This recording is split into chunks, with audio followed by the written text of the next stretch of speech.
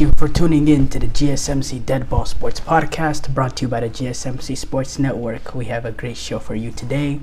We will be covering the Vikings win over the Green Bay Packers. We'll also discuss the Commanders. They got an overtime win over the Atlanta Falcons. We'll be discussing the Bengals and whether or not they can sneak into the playoffs with their win over Denver. We'll talk about the Rams clinching the NFC West Division title through the tiebreakers and their win, of course, over the Arizona Cardinals. And please stick around for the end of the show, where I'll be giving you my reaction to the Lakers trading D'Lo and the Kings firing Mike Brown. Before we start off, if you have a question during the show, we want to hear it. Your input is a big part of what makes the show successful, and we thrive on your energies and insights. Whether it's a quick comment, a thoughtful question, or an opinion you just have to share, please don't hesitate to drop it in the chat. And if you want to make absolutely sure your message stands out and gets featured on the show, there's an easy way to do that. Just use the super chat button at the bottom of the chat box to send in your super chat. This guarantees that your message get read on the air, and it's also a fantastic way to support our channel. We really rely on your support to keep bringing you the sports content you love, and we appreciate every bit of it. So go ahead, let us know what you're thinking, hit that super chat button, and let's keep the show as interactive and exciting as possible. And if you prefer, you can always go to the gsmcpodcast.net to tip, donate, or leave a comment or question there. Again, we couldn't do what we do without your amazing support, and we're so thankful to have you as part of our community. We have to start off with the big game from this weekend. One of the bigger games of this weekend, the Minnesota Vikings, them taking on the Green Bay Packers. It was a wild one in terms of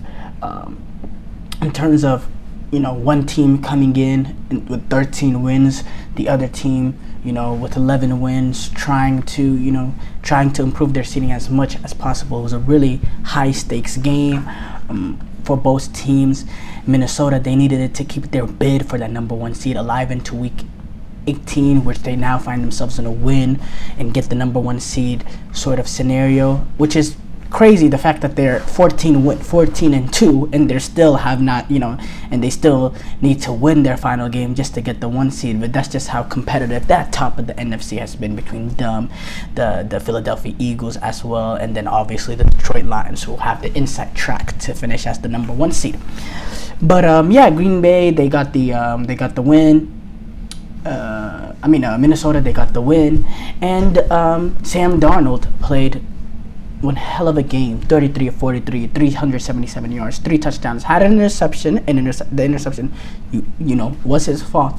But apart from that interception, played a marvelous, clean football game.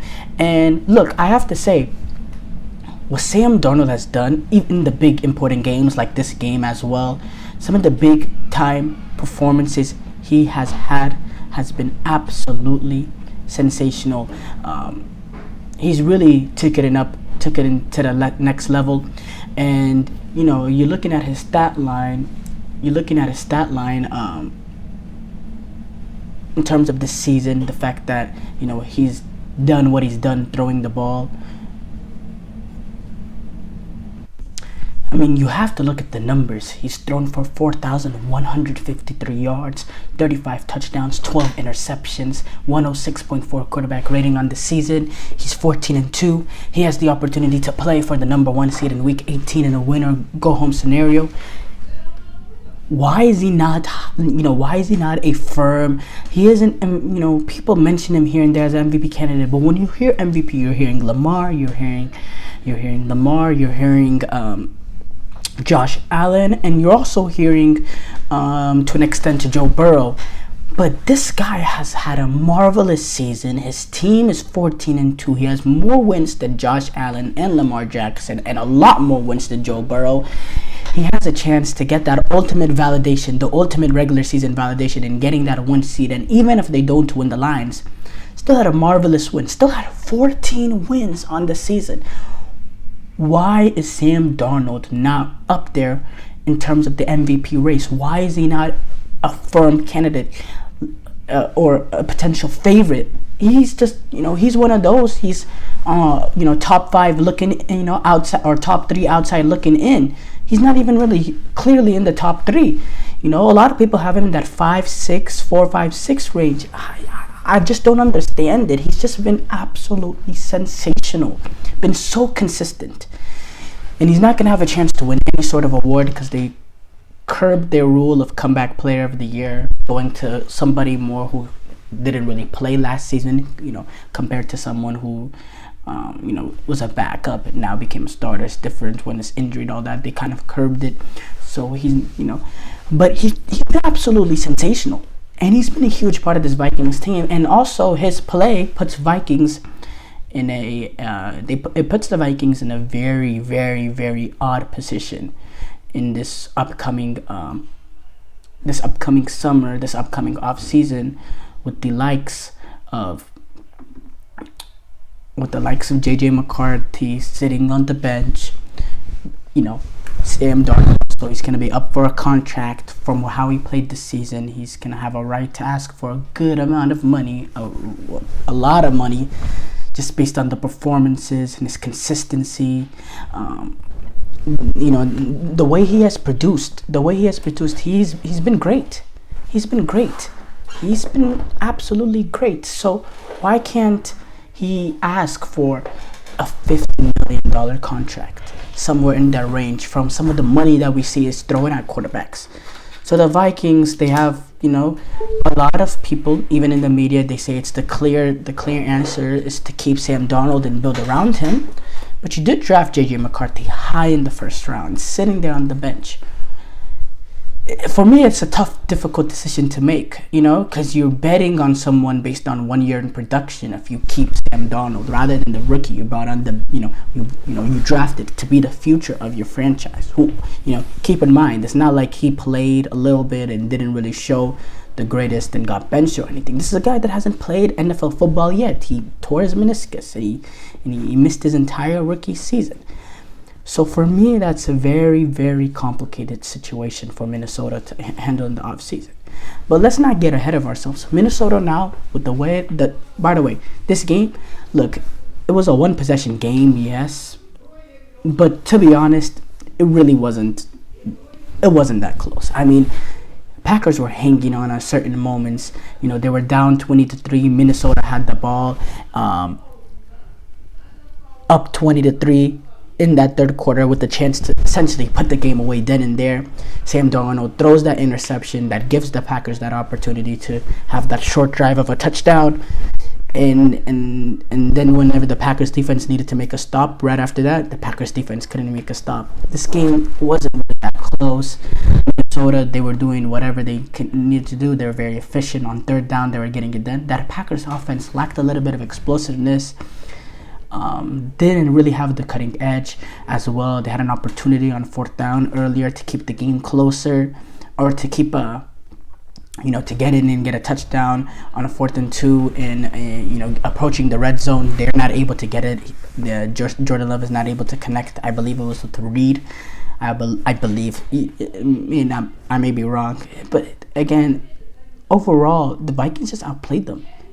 The Vikings overall, they just outplayed the Packers, and they just have the better team. And honestly, I thought the Packers had the opportunity to come in and do a statement, make a statement sort of performance entering the playoffs on the road against a division rival. I was a little bit underwhelmed with the whole unit. I was underwhelmed with, I thought the defense would be able to sustain this Vikings offense a little bit better. I thought the Packers offense would be much more efficient. You take away the late game heroics, they didn't have much to show, that offense early on. The one touchdown that they had came from a turnover that gave them a short field. Other than that offense did not move up and down the field the way I expected them to do. The defense didn't get off the field when they needed to do. I was just overall, that game just sort of, there's no this happened here or this happened there. No, the Vikings are just the better team. The Vikings just proved they're the better team. And 27-25, I think that this Green Bay, that flatters Green Bay, because it was not that game was not that close. It was not as close as what the scoreline says it was. So Green Bay, they need to recollect and they need to refigure themselves out, because I was disappointed in them. As far as Minnesota, now they have a chance to play for that 1 seed. They take on the Detroit Lions. They gotta go away to Detroit.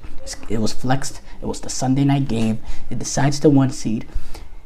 2 teams, both at 14-2. By the way, that's never happened. This is the most wins 2 teams have had combined ever, which is, it's a little different now that there's week 18, the extra added game. Both teams being 14-2. That probably has a lot to do with it as well. But 14-2 versus 14-2 is ridiculous. And to think one team is going to be 14 wins and the 5 seed. One of these 2 teams will be the 5 seeds. 5 seed is going to be one. The winner is the 1 seed. The loser is the 5 seed. That's a huge difference. Not only the fact that you get a bye, but also that you're having to go on the road in that wild card round, and you're probably going to have to go on the road the rest of the playoffs, quite frankly. Yeah, that has a huge impact, in my opinion. That has a huge impact, and both teams are going to be up for it. I thought Detroit, they showed some weaknesses defensively, trying to contain that 49ers offense. I thought of Brock Purdy, despite the 2 interceptions, and that 49ers offense was able to get a lot of production. And lately, Detroit's defense has declined. A lot to do with the injuries on that unit. I think they might struggle going up against, this Vikings offense. But I think the great part about this, game is seeing how Brian Flores in that great Vikings defense can limit what this Lions offense can do. Because this Lions offense, they can hit you every which way. They have trickery, as we saw in that Niners game, hook and ladder to score a touchdown. They have trickery.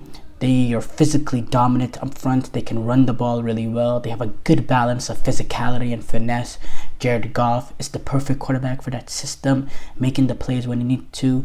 Not necessarily being a game manager, but not being out there. He doesn't need to win the game. He doesn't need to go out Brett Favre 99 miles per hour and win the game. He could be methodical. When the receiver's open, he'll hit them. The crossers over the middle of the field, he's so effective at those. They have the great balance with Amon-Ra St. Brown and Jameson Williams with his threat to beat you downfield and his ability to be tricky to defend with his jet motions and his reverses and all that, the trickery that you can use with him. They just have everything that the Detroit Lions offense. So how can this Minnesota Vikings defense under Brian Flores contain them? I thought they struggled earlier on. Detroit won this game earlier on this season, and that Vikings defense struggled to contain them. This time around, where is it? How did they do it? Look, obviously, I'm gonna slightly favor Detroit. Just think that the season that Detroit had so far, they've been literally the number 1 seed throughout basically past week 3, week 4, something like that. The season that Detroit has had, the fact that they're at home with that atmosphere, I can't see them letting this opportunity slip and go down to the 5 seed. I think Dan Campbell and this Lions team, they're gonna rise up, and if they have to go that extra mile, they're gonna do it, even with the injuries. If they have to force turnovers to make a difference, they're gonna do it. If they need to steal a possession here and there with, I'm not saying onside kick like he did against Buffalo, like Dan Campbell did against Buffalo, no, but maybe through a turnover, maybe a special teams fake, whatever. If they need to steal that possession, they will get it done.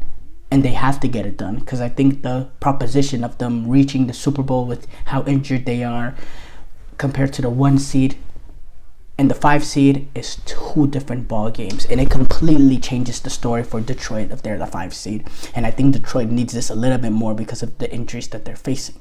Because Minnesota, yes, their home atmosphere is great, but at least they're generally, and nobody's healthy, but generally for this late in the season, they're healthy. Detroit, they're not. They're banged up, especially on the defensive side. So getting that 1 seed will be absolutely game-changing for them.